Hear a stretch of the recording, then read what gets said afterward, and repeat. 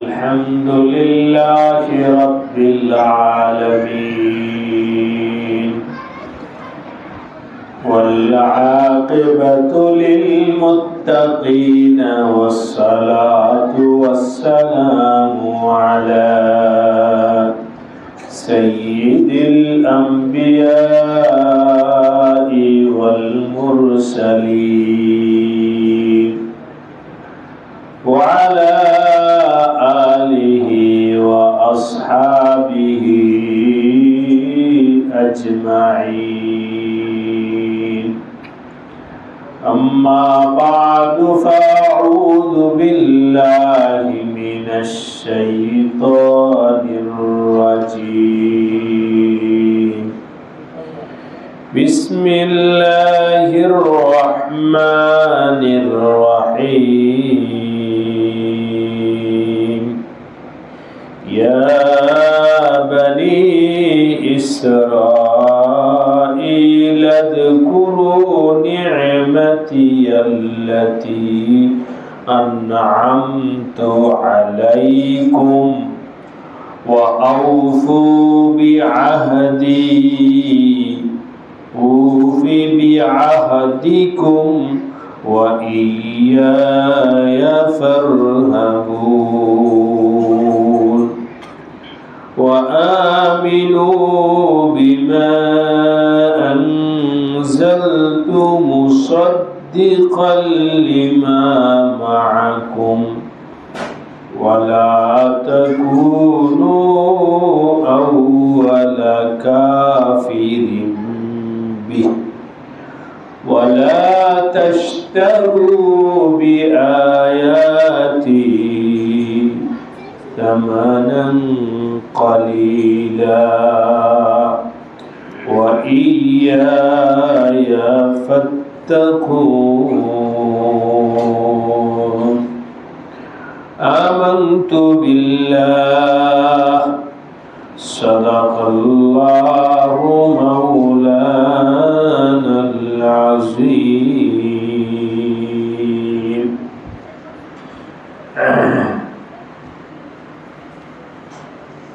বাংলা বাজার দিলু হাজি মসজিদ শম্ভু হালদার কান্দি দিলু হাজি মসজিদ কর্তৃক আয়োজিত আজকের এই মহতী ইসলাহি মজলিসে উপস্থিত হযরত উলামায়ে কেরাম, বিভিন্ন মসজিদের সম্মানিত ইমাম সাহেবান বৃন্দ, এলাকার মুরব্বিয়ান, দ্বীনি ভাইরা, পর্দার আড়ালে আমার মা ও বোনেরা, আল্লাহ রাব্বুল আলামিনের দরবারে অসংখ্য শুকরিয়া যে আল্লাহ পাক আমাদেরকে আজকের এই মজলিসে আসার বসার তৌফিক দান করেছেন। সকলে শুকরিয়া আদায় করে বলি আলহামদুলিল্লাহ। আমি আপনাদের সামনে পবিত্র কোরআনে কারীমের সূরাতুল বাকারা এর 40 এবং 41 নম্বর আয়াত তেলাওয়াত করেছি। এই আয়াতে আল্লাহ পাক যা বলেছেন এটার আলোকে কিছু কথা বলবো। আল্লাহ পাক আমাদের সবাইকে মন দিয়ে কথা শোনার তৌফিক দান করেন, আমিন। আমলের নিয়তে কথা শোনার তৌফিক দান করেন, আমিন। করব তো ইনশাআল্লাহ। আল্লাহর কথা শুনবো, আল্লাহর কথা মানব, এর মধ্যেই দোস্ত কামিয়াব। আর আল্লাহ পাকের কথা যারা শুনবে না, আল্লাহর কথা যারা মানবে না, তারা দুনিয়াতেও ক্ষতিগ্রস্ত, আখিরাতেও ক্ষতিগ্রস্ত। তাই আমার ভাই দোস্ত, শুনতে হবে কথা। আলেমদের মজলিসে যাইতে হবে, আল্লাহ ওয়ালাদের মজলিসে গিয়ে আল্লাহর কথা শুনতে হবে। যে ব্যক্তি মহব্বতের সাথে ইখলাসের সাথে আল্লাহর কথা মজলিসে বসবে, আল্লাহ পাক তার জীবনের সব গুনাহকে মাফ করে দেবে। এই জন্য খুব যাওয়ার চেষ্টা করব মজলিস। সোহবতে সালেহ তোরা সালেহ কুনত, সোহবতে তালেহ তোরা তালেহ কুনাত। নেককারদের মজলিসে যদি তুমি যাও, আল্লাহ ওয়ালাদের কাছে যদি গিয়া বৈশা থাকো, তো আল্লাহ পাক ওই বসার বরকতে তোমাকেও আল্লাহ ওয়ালা বানায়া দিবে। কেউ যদি আতর লাগায় শরীরে, হাতে আতর দিল, পাঞ্জাবিতে আতর দিল, ওই আতরের ঘ্রাণ ওই ব্যক্তি যেমন পায়, তার পাশে যে বসে সেও আতরের ঘ্রাণ পায়। ঠিক কিনা বলেন? কারো শরীরে যদি দোস্ত দুর্গন্ধ থাকে, তাহলে ওর নাকে যেমন দুর্গন্ধ যায়, এর পাশে যে বসবে ও দুর্গন্ধ পায়। এই জন্যে আমাদের বুজুর্গানে দিন বলেন, আল্লাহ ওয়ালা বলেন, এক জমানা সোহবতে বা আউলিয়া বেহতের সব সালে তাআত বেরিয়া। তুমি যদি কিছু সময় আল্লাহ বলার মজলিসে বৈশা থাকো, এই বৈশা থাকার বরকতে আল্লাহ পাক বেহতের সব সালে তাআত বেরিয়া। রিয়া ছাড়া দীর্ঘ সময় ইবাদত করলে যে সওয়াব, আল্লাহ ওয়ালার মজলিসে বৈশা থাকলে আল্লাহ সেই সওয়াব দান করবে। সোহবতে সালেহ তোরা সালেহ কুনদ, সোহবতে তালেহ তোরা তালেহ কুনাত। আমি প্রায় বলি, মাসরু কোথায়? মাসরু দেখো, আচ্ছা আমার ভাইয়ের দোস্ত, হযরত ওমর রাদিয়াল্লাহু তাআলা আনহু, ওমর রাদিয়াল্লাহু তাআলা আনহু নাম শুনছি তো? জি। উনি মুসলমান হওয়ার আগে এক অবস্থা ছিল, মুসলমান হওয়ার পরে আরেক অবস্থা হয়েছে। একবার সফরে বের হইছেন,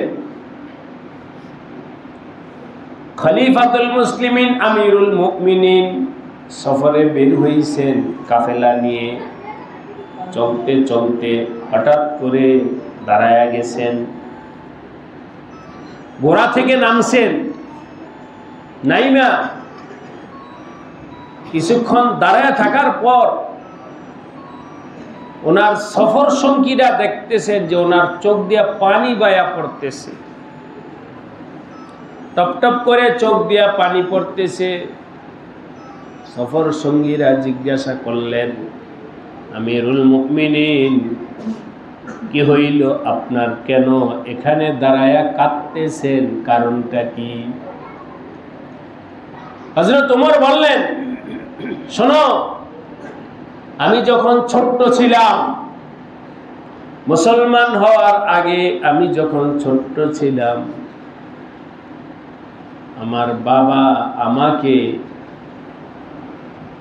এই মাঠে বকরি চরানোর জন্য পাঠাইছিলেন।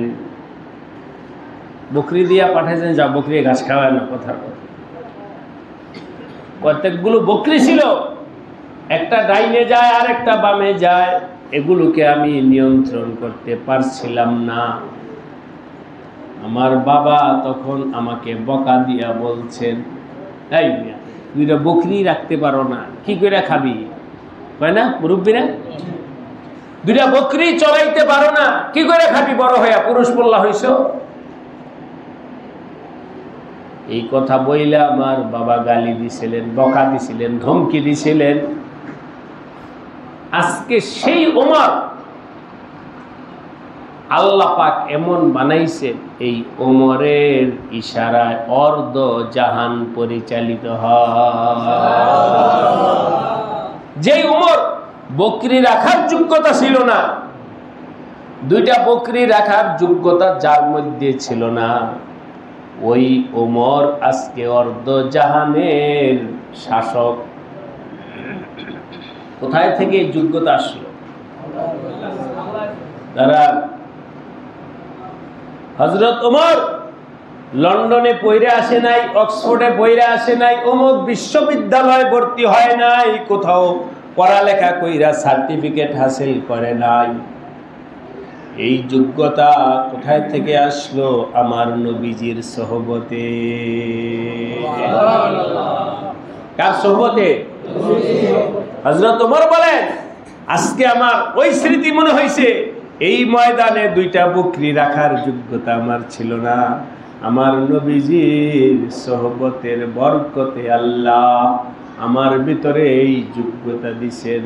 ইয়া নজরতি जिसने मुर्दों को मसीहा कर दिया, दुर्पेशानी ने तरीक़तों को दरिया कर दिया, दिल को रोशन कर दिया, आँखों को बीना कर दिया, जो नहते खुद राह पर और का हादी बन गए, क्या नजर थी जिसने मुर्दों को मसीहा कर दिया। আমার নবীজির সুনজর, আমার নবীজির সুদৃষ্টি, আমার নবীজির সুনজর সুদৃষ্টি আমার উপরে পড়ছে। এই পড়ার কারণে আল্লাহ পাক আমার ভিতরে যোগ্যতা দান করেছে। মহব্বতের সাথে বলি লা ইলাহা ইল্লাল্লাহ, লা ইলাহা ইল্লাল্লাহ, লা ইলাহা ইল্লাল্লাহ, লা ইলাহা ইল্লাল্লাহ, লা ইলাহা ইল্লাল্লাহ, লা ইলাহা ইল্লাল্লাহ, লা ইলাহা ইল্লাল্লাহ, লা ইলাহা ইল্লাল্লাহ, লা ইলাহা ইল্লাল্লাহ, মুহাম্মাদুর রাসূলুল্লাহ সাল্লাল্লাহু আলাইহি ওয়াসাল্লাম। কথা বলতেছিলাম, কোরআনের কথা মন দিয়া শুনবো। আল্লাহ বলেন, ইয়া বানি ইসরাঈল আযকুরু, হে ইসরাইল, ইসরাইল সম্প্রদায়, ইসরাইল সম্প্রদায় তোমরা স্মরণ করো। বানি ইসরাঈল আযকুরু, তোমরা স্মরণ করো নি'মাতি আল্লাতী আন'আমতু আলাইকুম, তোমাদেরকে আমি যত নিয়ামত দিয়েছি ওই নিয়ামতের কথা স্মরণ করো। কথার কথা আমার ভাই ও দোস্ত, চোখ দিছেন কে? আল্লাহ। দুইটা কান দিছেন কে? আল্লাহ। মুখ দিছেন কে? আল্লাহ। হাত পা চোখ নাক মন আসমান জমিন আলো বাতাস সূর্য চন্দ্র সবকিছু কার দেওয়া? আল্লাহ। আমার আল্লাহর কথা উযকুরু নি'মাতি আল্লাতী আন'আমতু আলাইকুম, তোমরা আমার নিয়ামতের কথা শুকরিয়া আদায় করো, নিয়ামতের কথা স্মরণ করো আর শুকরিয়া আদায় করো। এক। দ্বিতীয় নম্বর হলো ওয়াউফু বিআহদি, আমার সাথে তোমাদের যেই অঙ্গীকার আছে, অঙ্গীকার আমার সাথে তোমাদের যেই অঙ্গীকার আছে, আমি আপনাদের বুঝানোর জন্য বলছি ভাই ও দোস্ত, অঘোষিত ভাবে আপনার সাথে আমার সাথে আল্লাহর সাথে একটা অঙ্গীকার আছে, অঙ্গীকার আছে। কার সাথে অঙ্গীকার আছে? আল্লাহ পাকের সাথে একটা অঙ্গীকার আছে। আল্লাহ বলেন, বান্দা আমার সাথে তুমি যেই অঙ্গীকার করছো, কি অঙ্গীকারটাও শুনে দিছে। আমি আপনি আল্লাহর সাথে অঙ্গীকার করছি, আল্লাহ আপনাকে আমরা এক বলে মাইনে নিব। বলে সুবহানাল্লাহ। দুই, আপনার সাথে কাউকে আমরা শরীক করব না। আপনার সাথে আমরা কাউকে শরীক করব না। আল্লাহ কয়জন? আল্লাহ তোমার উপরে ঈমান আনলাম, তোমার সাথে কাউকে শরীক করব না।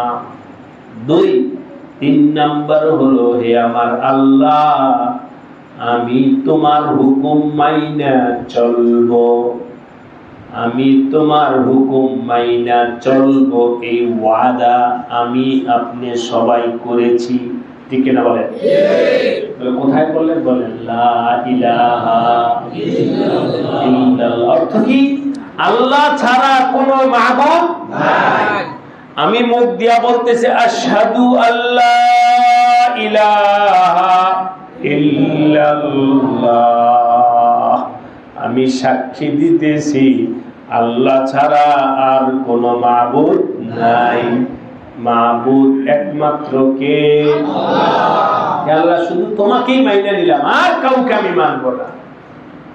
আল্লাহ পাক বলেন, বান্দা আমাকে এক বইলা মাইনে নিছো, অন্য কাউকে শরীক করবা না, আমার কথা মাইনা চলবা। এই ওয়াদা তোমরা আমার সাথে করছো, এই ওয়াদা যদি তুমি পূরণ করো, আমি আল্লাহ তোমাদের সাথে একটা ওয়াদা করতেছি, আমি তোমাদেরকে জান্নাত দান করব।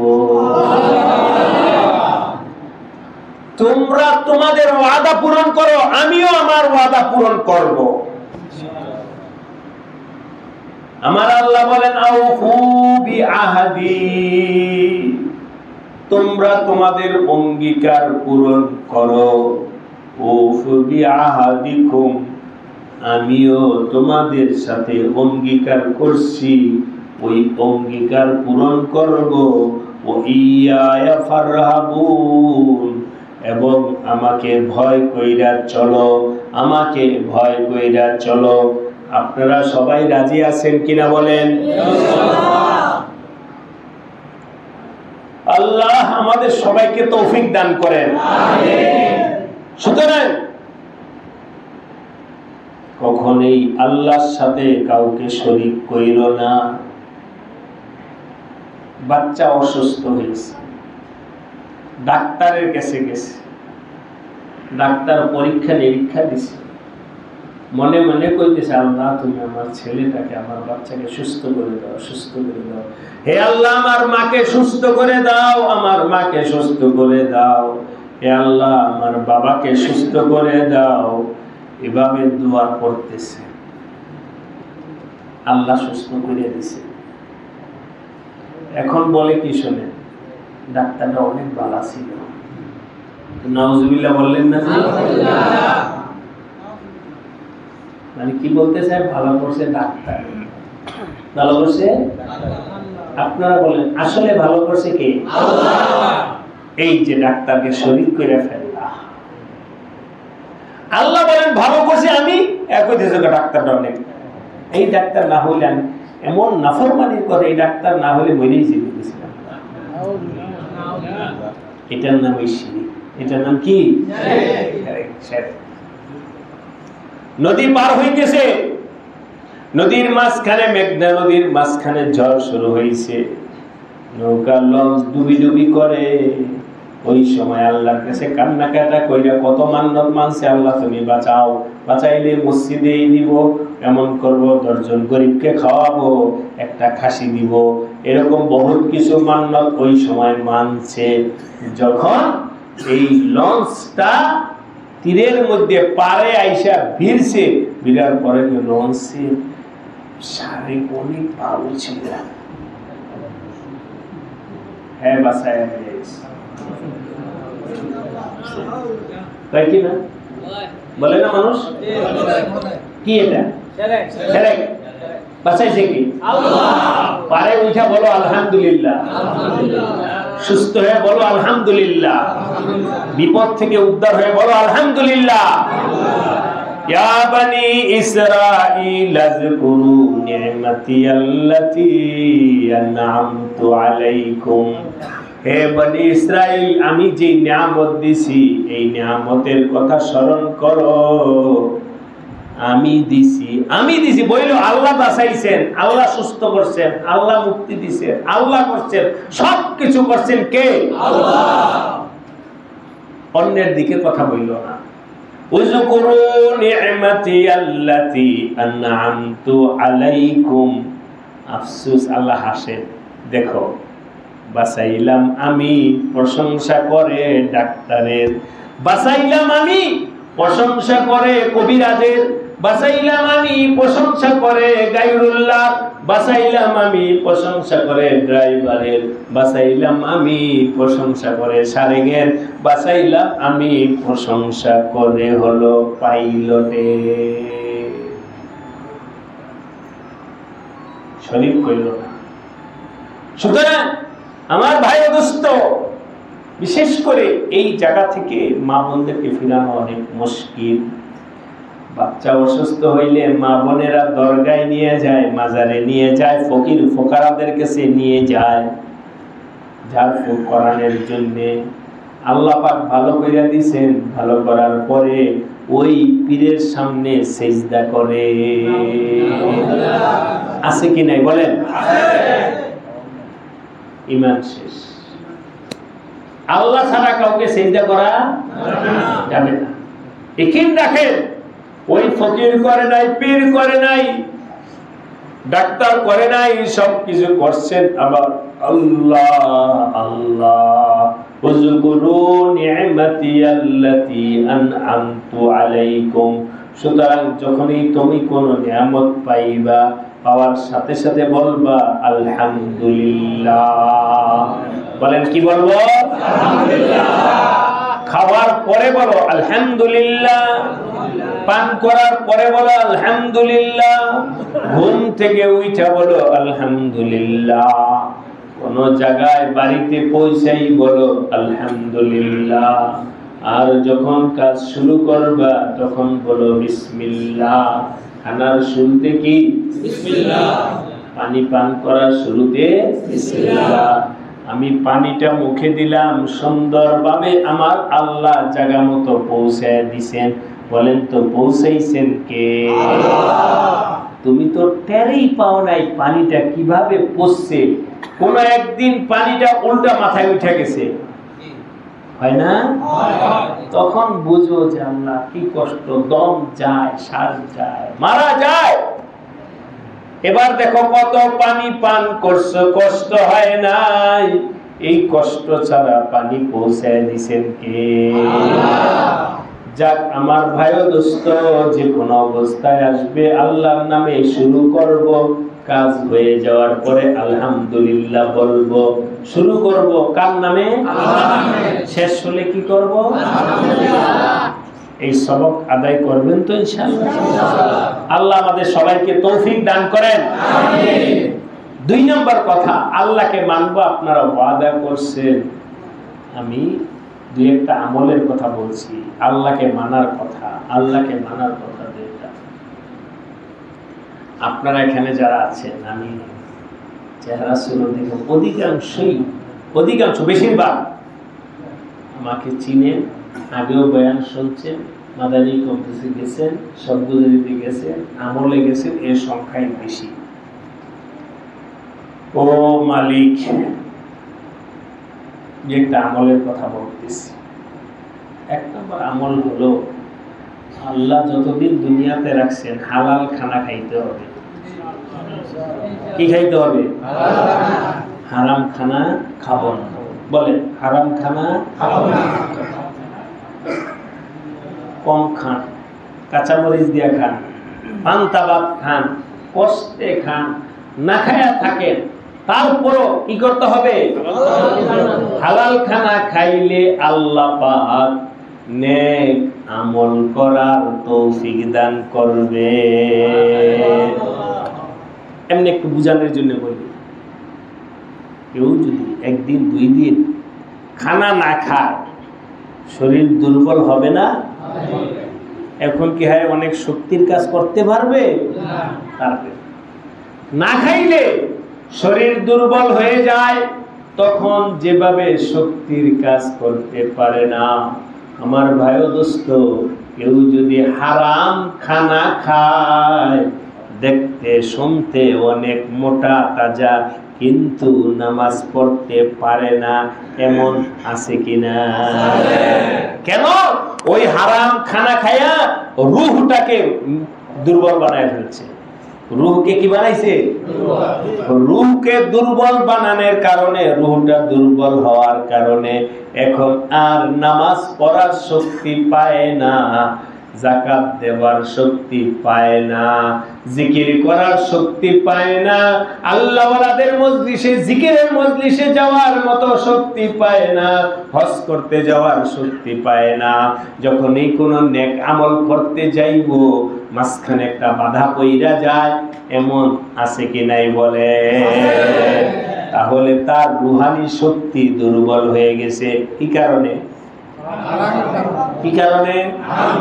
হারাম খানা খাওয়ার কারণে। এই জন্যে আপনাদের সবাইকে বলে দিতেছি, আজকে এখানে যারা আছেন পাক্কা নিয়ত করেন হারাম খানা খাবো না। আল্লাহ আমাদের সবাইকে তৌফিক দান করেন। কষ্টে খাও, না খেয়ে থাকো, তারপরও হারাম খানা খায়ও না। সুদ হারাম, ঘুষ হারাম, চুরি ছিনতাই হারাম, না বইলা আরেকজনের জিনিস নিয়ে আসা হারাম। সাবধান আমার ভাই ও দোস্ত। আলহামদুলিল্লাহ আপনারা যারা আছেন তারা তো আমার ধারণা অনুযায়ী কেউ তো চুরি করেন না, চুরি করে না, এই মানুষ চুরি করে না। চুরি চারটা এখন বর্তমানে নাই বললেই চলে, কিন্তু সুদ আছে কিনা? সুদের আমল, সুদের গুনাহ ঘরে ঘরে আছে, ঘরে ঘরের মধ্যে সুদের গুনাহ আছে। আমার ভাই ও দোস্ত, যেই সংসারের মধ্যে সুদ আছে, আমি বইলা গেলাম ওই ঘরের মধ্যে, বাড়ির মধ্যে শান্তি পাবে না। যেই সমাজের মধ্যে সুদের প্রচলন আছে, ওই সমাজের মধ্যে ঝগড়া ফাসাদ লড়াই বন্ধ হবে না। যেই দেশের মধ্যে সুদের প্রচলন আছে, ওই দেশ কখনোই শান্তি হবে না। এই জন্য আমি আপনাদেরকে বইলা যাই, আজকে বিশ্ববাসী, দুনিয়াবাসী শান্তিতে আছে না পেরেশানিতে আছে? কেন? এমন কোন দেশ নাই যেই দেশের মধ্যে সুদের প্রচলন নাই। কমবেশ সব জায়গায় সুদের প্রচলন আছে। এই জন্য আল্লাহর আযাব গজব সব জায়গায় আসতেছে। যাই হোক, সারা বাংলাদেশকে সুদমুক্ত করার মতো ক্ষমতা আমার নাই, সারা বিশ্বকে সুদমুক্ত করার শক্তি আমার নাই, কিন্তু আমাকে সুদমুক্ত বানানোর শক্তি আছে কি নাই? যেটা সেটা করো, আপনি নিজে হয়ে যান, প্রত্যেকে নিজে সুদমুক্ত হয়ে যাও। বলে সমাজ থেকে সুদ উঠাইতে হবে, তোমার শক্তির বাইরে যেটার শক্তি আছে ওইটা করো। নিজে সুদ খাইবাও না, সুদ দিবাও না। এখানে যেই পরিমাণ মুরব্বীরা আছেন, ভাইরা আছেন, সবাই পাক্কা এরাদা করেন সুদ খাবো না, দিব না। বলেন সুদ খাবো না। আল্লাহ আমাদের সবাইকে তৌফিক দান করেন। একটা ঘরের দরকার, ছেলে মেয়ে বড় হয়েছে, বিয়ে শাদী করাইব, ঘরের দরকার। এখন ঘর করতে টাকার দরকার। একটা ঘর পছন্দ করছে, দাম 5 লাখ টাকা, এই ঘরটা কিনতে হইব, আছে হলো 2 লাখ টাকা, আর বাকিটা করতে হইব। ঘর তো দরকার, ব্যাংকে কিস্তি আছে, টেহা জমানো আছে, একজন আইডিয়া কইরা দিব, পরে দিয়ে দিব। এটা কইরা ঘর কিনবেন না ঘর কিনা বন্ধ করবেন? ঘর কিনা। ও আমার ভাইরা, এত 5 লাখ টাকা দিয়ে, 5 লাখ টাকা দিয়ে তোমার বিশাল বড় ঘরের দরকার নাই। 2 টাকা আছে, 2 টাকা দিয়া একটা টিন কিনা ছাপড়া দিয়া থাকো, ওই ছাপড়া দিয়ে থাকো। তারপর সুদের টাকা আইনা বিশাল বড় ঘর করার দরকার নাই, ছাপড়ার মধ্যে থাকো। আমার আল্লাহ তোমার জন্য জান্নাতে বিল্ডিং বানাবে। আর এখন তো আমাদের দেশে ওই টিনের ঘরও ছাড়া শুরু করছে, এখন সবাই বিল্ডিং বানায়। একটা বিল্ডিংয়ে অনেক খরচ আছে।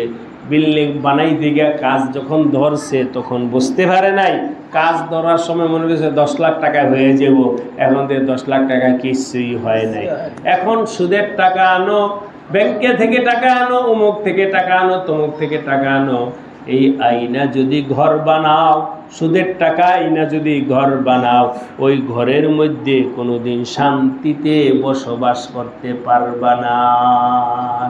এই জন্যে ওয়াদা করলাম, ঘর যদি নিজের টাকা দিয়া পারি ঘর বানাবো, সুদের টাকা আইনা ঘর বানাবো না, সুদের টাকা আইনা ছেলেকে বিদেশ পাঠাবো না, সুদের টাকা আইনা ক্ষেত খামার করব না, সুদের টাকা আইনা দোকানে মাল উঠাবো না, সুদের টাকা আইনা কোনো ব্যবসা বাণিজ্য করব না। এই ওয়াদা কারা কারা করেন হাত উঠাইয়া বলে। আল্লাহ সবাইকে তৌফিক দান করবেন, আমিন। তাহলেই শান্তি পাইবেন, নতুবা শান্তি পাইবেন না, শান্তি হবে না। লানাল্লাহু আকিলার রিবা ওয়া মুকিলাহু ওয়া শাহিদাহু। সুদ যে খায়, সুদ যে দেয়, সবার উপরে আল্লাহর অভিশাপ। আমার নবীজি বলেছেন সবার উপরে আল্লাহর লানত, সবার উপরে অভিশাপ। এই জন্য আমার ভাইরা কেউ সুদ খাইবেন না, তাহলেই হালাল খানা খাওয়ার পথ খুলে আসবে।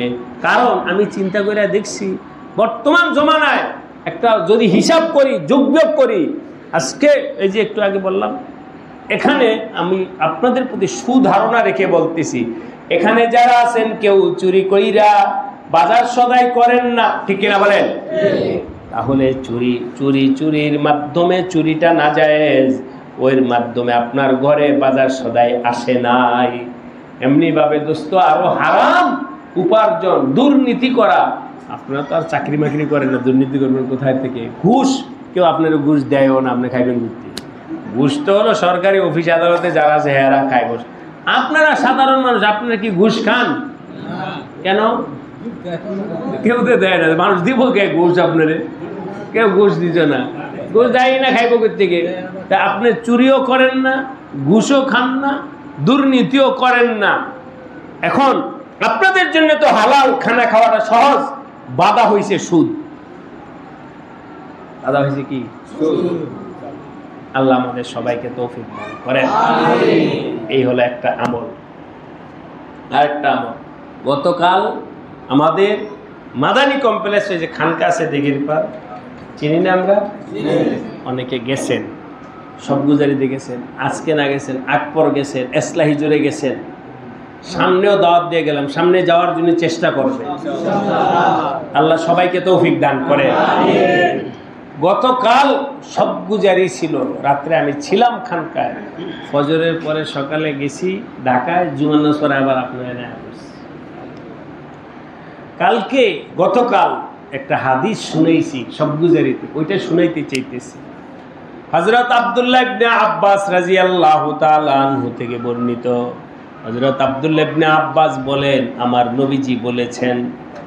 নবীজি বলেছেন লা তুমারি আখাকা, হে আমার উম্মত। বলেন আমরা আমাদের নবীজির উম্মত কিনা? লা তুমারি আখাকা, তুমি তোমার মুসলমান ভাইয়ের সাথে ঝগড়া জাটি কইরো না। কে বলছেন? নবীজি, আমাদের নবীজি। ঝগড়া কইরো না কারোর সাথে। একটা কথা, লা তুমারি আখাকা, তুমি তোমার ভাইয়ের সাথে, প্রতিবেশীর সাথে, বাজারের দোকানদারের সাথে, কাস্টমারের সাথে, প্রতিবেশীর সাথে ঝগড়া কইরো না, ঝগড়া কইরো না, ঝগড়া কইরো না।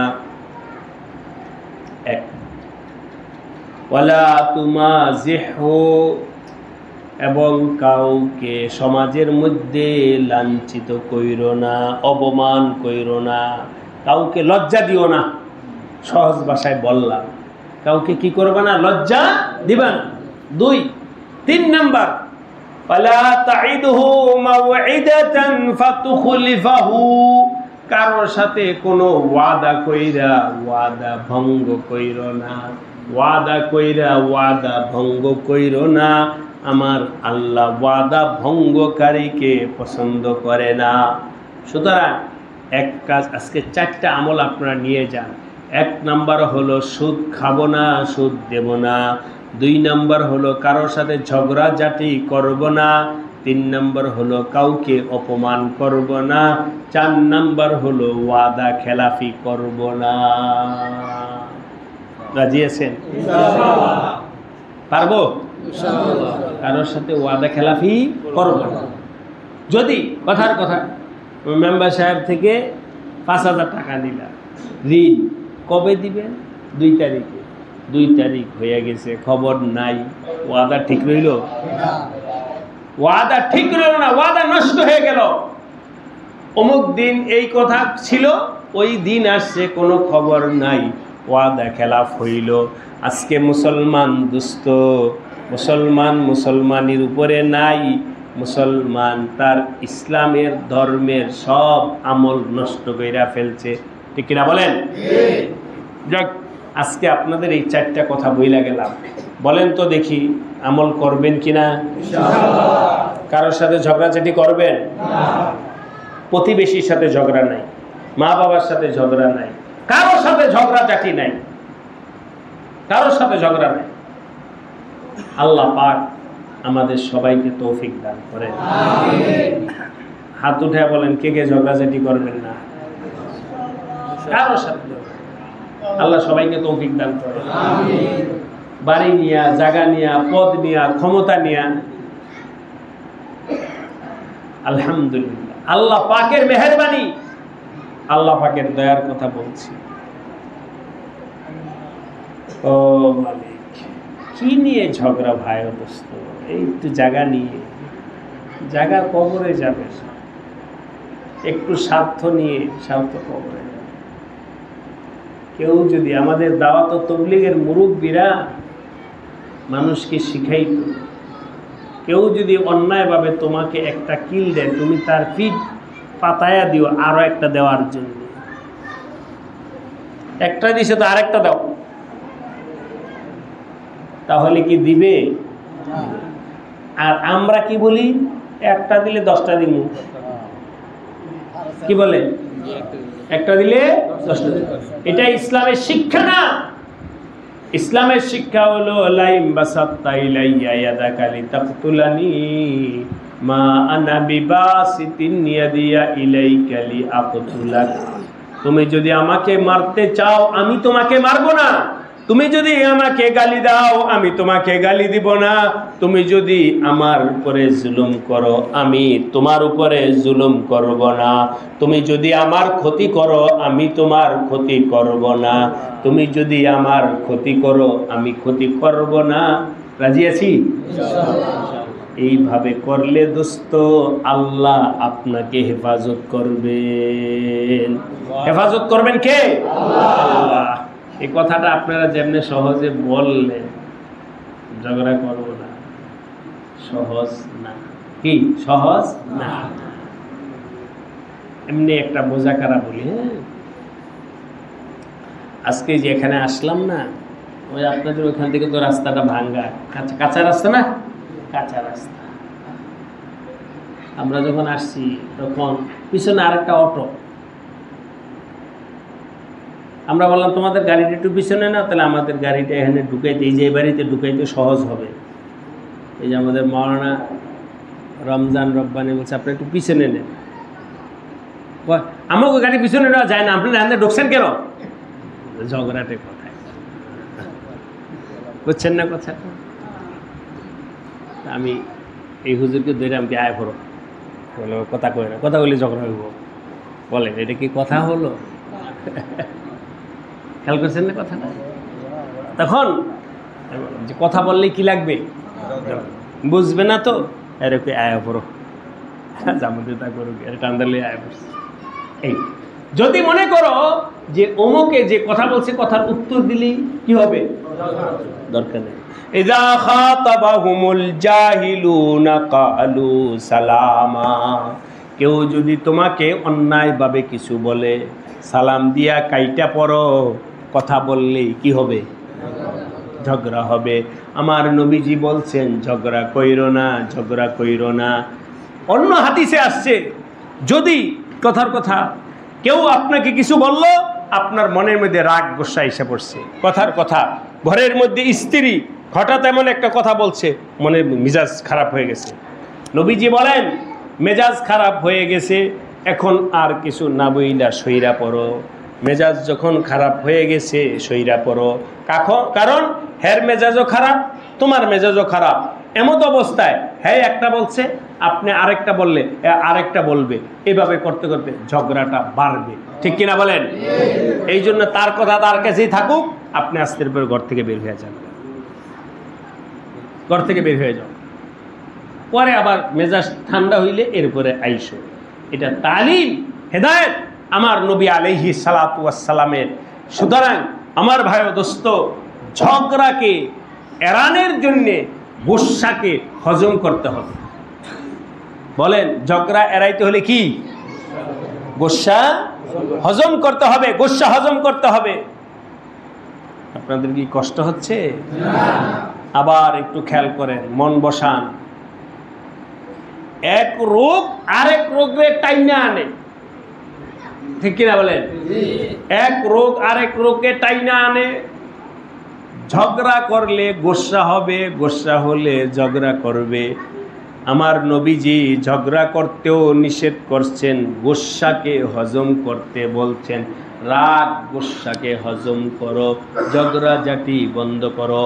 ভাই ও দোস্ত, আমি আপনাদেরকে জিজ্ঞাসা করি, আপনার ভিতরে রাগ গোসা অনেকে আছে যে এত রাগ মানে নিয়ন্ত্রণ করতে পারে না, আছে কিনা বলেন? এখন এই রাগ নিয়ন্ত্রণ করার ঔষধ বাংলা বাজারের দোকানে আছে? বাংলা বাজারের দোকানে নাই, মুন্সিগঞ্জ হাসপাতালে নাই, ঢাকা মেডিকেলে নাই, দুনিয়ার কোথাও নাই দোস্ত। কলবের যে সমস্ত রোগ ব্যাধি আছে, এই রোগ ব্যাধি সুস্থতার জন্য ট্যাবলেট নাই, সালসা নাই, ফাইল নাই, সিরাপ নাই, কোনো ঔষধ আবিষ্কার হয় নাই। কলবের যে সমস্ত রোগ আছে, হাতের রোগের ঔষধ ডাক্তারের কাছে পাওয়া যায়, মাথা ব্যথার ঔষধ ডাক্তারের কাছে পাওয়া যায়, শরীরের রোগের ঔষধ ডাক্তারের কাছে পাওয়া যায়, কিন্তু কলবের রোগের ঔষধ ডাক্তারের কাছে পাওয়া যায় না, হাসপাতালে পাওয়া যায় না। ये दौलत नहीं मिलता बादशाहों की खजीने में, এই সম্পদ দোস্ত বাদশাদের দরবারে পাওয়া যায় না। এই রোগ এর চিকিৎসা আল্লাহ পাক রাখছেন হক্কানি পীর বাসায়, আল্লাহ ওয়ালাদের মজলিসে। সুতরাং তুমি যদি রাগ গোসাকে হজম করতে চাও, কলবের রোগকে যদি চিকিৎসা করাইতে চাও, তাহলে আল্লাহ ওয়ালাদের কাছে যাও, বায়াত হও, মুরিদ হও, সবক নাও, আমল করো, বারবার আসা যাওয়া করো। একবার দুইবার তিনবার করতে করতে দেখবা আস্তে আস্তে তোমার রাগ খতম হয়েছে, খারাপ অভ্যাস দূর হয়েছে। আজকে জুমার সময় এমনি আপনাদেরকে বলি, বলবো? অনেক দূর থেকে একজন আসছে, আমাকে নাম বলবো না, ফোন দিছে, হুজুর আমি অমুক একজন রুগী আপনার কাছে আসতে চাই, কখন আসলে নীরবে আপনার সাথে একটু কথা বলতে পারবো, বলেন। আমি বললাম ঢাকায় তো আমি সপ্তাহে একদিন পাইবে, ঢাকায় শুক্রবার দিন জুমার সময়, অন্য সময় ঢাকায় পাইবেন না। কেন? আমার আমলের দৈনিক আমলের রুটিন হলো এই তো। এখন আপনাদের এখানে প্রোগ্রাম করে যাইতে যেতে রাত 12টা একটা বাজবো হয়তো, যতক্ষণ আল্লাহ তৌফিক দেন ঘুমাবো, সকালবেলায় উঠা সকালে মালিবাগ মাদ্রাসায় পড়ায় আবার রওনা হয়ে যাবে। তো ঢাকার মানুষ আমার ভাইবু এরা তো ঘুমাই রয়েছি, পাইবেন শুধু জুমার সময় পাইবেন, জুমা পরে আসছে জুমা। বলেন কি সমস্যা? সমস্যা হলো হুজুর শয়তানের ধোকায় পড়ে হোক, যে কোনো কারণে হোক, আমি নেশায় জড়ায় গেছি। কিসে? ওই যে কত ধরনের নেশা আছে, ইয়াবা আছে, গাঁজা আছে, বাবা খায়, অমুক খায়। বলেন এগুলো খাওয়া জায়েজ না হারাম? অনেক ক্ষতি, টাকা পয়সার ক্ষতি, স্বাস্থ্যের ক্ষতি। কিসের ক্ষতি? সব শেষ, ওই সব জ্বলে পুড়ে যায়। স্বাস্থ্যের ক্ষতি, জীবনের ক্ষতি, ইমানের ক্ষতি, আমলের ক্ষতি। ঠিক কিনা বলেন? দেশের ক্ষতি, কোনো লাভ নাই নেশার মধ্যে। যাই হোক, শয়তানের ধোকায় পড়ে নেশার মধ্যে পইরা গেছি, আমি নিজেও বুঝতেছি এটা আমার জন্য ক্ষতিকারক। আমি নিজে বসতেছি, এর দ্বারা আমার আল্লাহ আমার উপরে নারাজ হয়ে যাইতেছেন। কে নারাজ হইতেছেন? আল্লাহ। আখেরাতে কি জবাব দিব, আখেরাতে কি জবাব দিব সবই বুঝি, নিয়ত করি, চেষ্টা করি, অনেকবার কান্নাকাটা করছি, তওবা করছি, কিন্তু আবার যখন তাকাজা হয়েছে তখন ঠিকই নেশা করে ফেলছি, বের হইতে পারতেছি না, চিকিৎসার জন্য আসছি। বলেন কি করলে আমি এই নেশা থেকে, নেশার রোগ থেকে বের হয়ে আসতে পারবো? এর চিকিৎসার জন্যে আপনার কাছে আসছি। আল্লাহ আমাদের সবাইকে বোঝার তৌফিক দান করেন। হুজুর চিকিৎসা দেন। আমি বললাম আমার কাছে এই চিকিৎসার জন্যে নাপা ট্যাবলেট নাই। ট্যাবলেট আর একটা না না ট্যাবলেট আর লম্বা হয় না জানি, ক্যাপসুল। ক্যাপসুল নাপা ট্যাবলেটও নাই, ক্যাপসুলও নাই, সিরাপ নাই, কিছু নাই, কিন্তু এই রোগের চিকিৎসা আছে। চিকিৎসাটা হলো 2 দিন পর পর সাক্ষাৎ করো। 2 দিন পর পর সাক্ষাৎ করো, মানে পানি ভরারও দরকার নাই, পানি পড়ারও দরকার নাই, শুধু আসা যাওয়া করো, শুধু আসা যাওয়া করো। ইনশাআল্লাহ আল্লাহর উপরে ভরসা করে বলতে, ফোন দিবা, আমার লগে দেখা করবা 2 দিন পর পর। আমার বিশ্বাস ইনশাআল্লাহ ঠিক হয়ে যাবে। সবাই বলেন সুবহানাল্লাহ। ও দেখা করলে ঠিক হয়ে যাবে। আরে কেমনে ঠিক হইল? কোন ঔষধ দেয় নাই, পানি পড়া দেয় নাই, তেল পড়া দেয় নাই, কায়তন দেয় নাই, তাবিজ দেয় নাই, কিছুই দেয় নাই, সিরাপ দেয় নাই, সালসা দেয় নাই। কিভাবে ঠিক হইল? কিভাবে ঠিক হইল? ওইটা কি বলছে? সহবতে সালেহ তোরা সালেহ গুনাত, সহবতে তালেহ তোরা তালেহ গুনাত। ইনশাআল্লাহ এই নেশাটা তার থেকে কাইটা যাবো। আমি বলছি তোমার একটাই কাজ, 2 দিন পর পর আমার সাথে দেখা করবা। পারবা কিনা বলতে, এটা তো পারবই। এক গুনাহগার আসছে এক আল্লাহ ওয়ালার কাছে, গুনাহগার আসছে আল্লাহ ওয়ালার কাছে, আইসা বলে হুজুর এমন কোন গুনাহ নাই যেই গুনাহটা আমি করি নাই, এমন কোন গুনাহ নাই যেই গুনাহ করি নাই, সব গুনাহে অভ্যস্ত হয়ে গেছি, ফিরে আসতে চাই, তওবা করতে চাই, আমল দেন। আল্লাহ ওই পীর সাহেব বললেন আমি একটা আমল দেব তোমারে। কয়টা আমল? একটা আমল করতে পারবা? বলি একটা আমল তো করতে পারবোই, সহজ তো। বাহ, রোগ হলো 1000, ঔষধ কয়টা? কাকন ভাই ঔষধ কয়টা? হ্যাঁ পারবো। মিথ্যা কথা বলবা না। কি মিথ্যা কথা বলবা? পারবা বলে, হ্যাঁ এটা পারবো। মিথ্যা কথা বলবো, ছেড়ে দেবো, মিথ্যা কথা বলবো। বাস খুশিতে গেছে, খুশি হয়ে গেছে। আচ্ছা 2 দিন পরে আবার আইতে গেছি, 2 দিন পরে আবার আসবা। আইসা আমি জিজ্ঞাসা করবো মিথ্যা কথা বলছো কিনা, 2 দিনের মধ্যে বলো। আচ্ছা ঠিক আছে, খুশিতে চলে গেছে। যাওয়ার পর রাত্রে ঘুম থেকে উঠছে, চুরি করতে যাবে, চুরির অভ্যাস। যখন চুরি করতে রওনা হবে মনের মধ্যে আসছে পিসা হুজুর সবক দিছে মিথ্যা কথা না বলার, 2 দিন পরে যাব, ওই সময় যদি জিজ্ঞাসা করি 2 দিনের মধ্যে চুরি টুরি করছো কিনা কও, কি করব?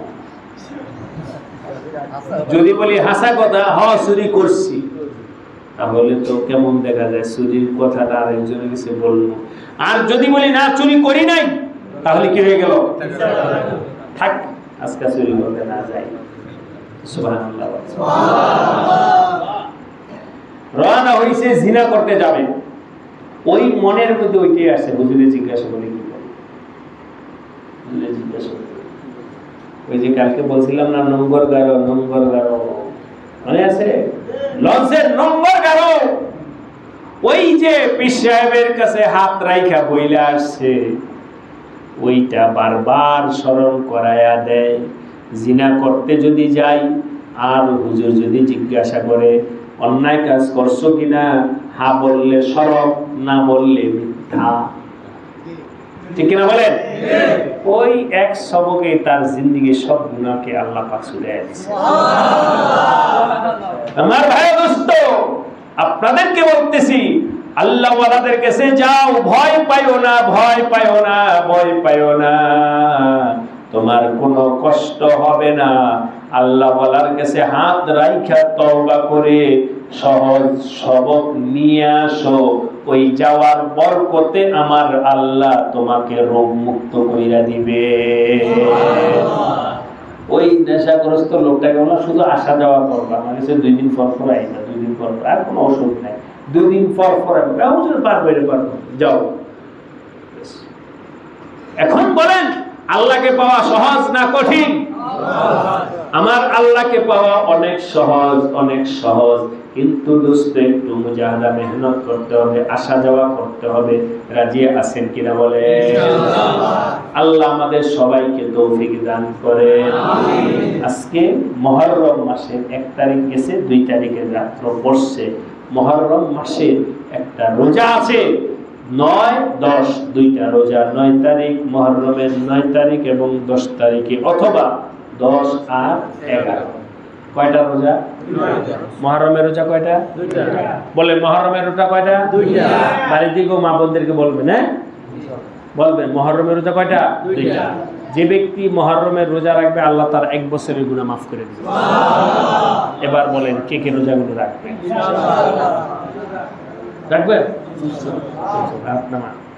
আর নিজে রাখলেও মানে নিজের ঘরের মা বোনদেরকেও দাওয়াত দিতে হবে, তাদেরকেও রাখতে বলবেন। আল্লাহ আমাদের সবাইকে আমল করার তৌফিক দান করেন। আমিন। তওবা করেন আর আমল নেন। একটু আগে আসেন বাবা, একটু আগে আসেন, আগে আসেন। একজন আরেকজনের পিঠে হাত দেই, একজন আরেকজনের পিঠে হাত দেই, সংযোগ হই, আমলের জন্য সংযোগ হয়ে যায়। একজন আরেকজনের পিঠে হাত দেই, যা বললাম এগুলোর উপর আমল করে ইনশাআল্লাহ আল্লাহ পাক সবাই পিঠে হাত দেন। বলেন বিসমিল্লাহ।